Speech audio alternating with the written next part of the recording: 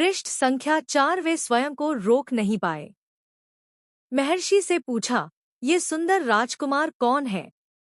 मैं इनके आकर्षण से खिंचता जा रहा हूँ। ये राम और लक्ष्मण हैं, महाराज दशरथ के पुत्र। मैं इन्हें अपने साथ लाया हूँ आपका अद्भुत धनुष दिखाने।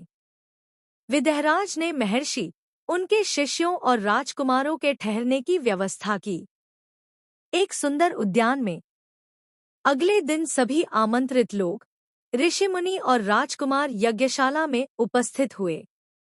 वहां महर्षि ने फिर धनुष का उल्लेख किया। महाराज जनक ने अपने अनुचरों को आज्ञा दी, शिवधनुष को यज्ञशाला में लाया जाए। शिवधनुष सचमुच विशाल था, लोहे की पेटी में रखा हुआ था। पेटी में पहिए लगे हुए थे, 8 पहिए। उसे उठाना लगभग असंभव था। पहियों के सहारे खिसकाकर उसे एक से दूसरी जगह ले जाया जाता था। अनुचर मुश्किल से उसे खींचते हुए यज्ञशाला में ले आए।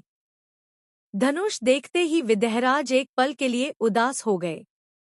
उन्होंने कहा, मुनिवर, मैंने प्रतिज्ञा की है अपनी पुत्री सीता के विवाह के संबंध में। जो यह धनुष उठाकर उस पर प्रत्यंचा चढ़ा देगा, उसी के साथ सीता का विवाह होगा।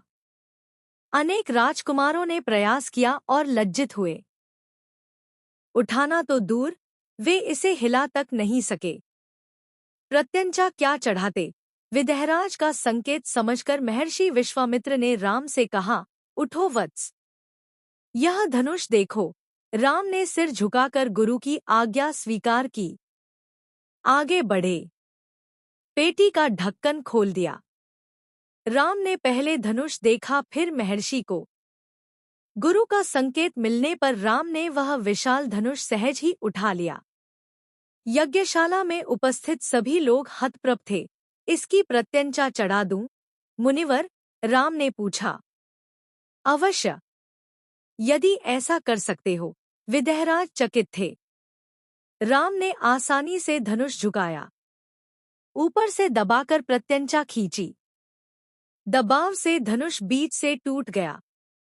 उसके 2 टुकड़े हो गए, बच्चों के खिलौने की तरह। यज्ञशाला में सन्नाटा छा गया। सब चुप थे, एक दूसरे की ओर देख रहे थे। सभागार की चुप्पी महाराज जनक ने तोड़ी। उनकी खुशी का ठिकाना न था। उन्हें सीता के लिए योग्य वर मिल गया था। उनकी प्रतिज्ञा पूरी हुई। जनकराज ने कहा, मुनिवर, आपकी अनुमति हो तो मैं महाराज दशरथ के पास संदेश भेजें। बारात लेकर आने का निमंत्रण। यह शुभ संदेश उन्हें शीघ्र भेजना चाहिए। महर्षि की अनुमति से दूत अयोध्या भेजे गए, सबसे तेज चलने वाले रथों से। इस बीच जनकपुर में धूम मच गई। बारात के स्वागत की तैयारियां होने लगी। नगर की प्रसन्नता चरम पर थी। महाराज जनक का संदेश मिलते ही अयोध्या में भी खुशी छा गई। आनन फानन में बारात तैयार हुई। हाथी, घोड़े, रथ, सेना। बारात को मिथिला पहुंचने में 5 दिन लग गए। जनकपुरी जंगमगा रही थी।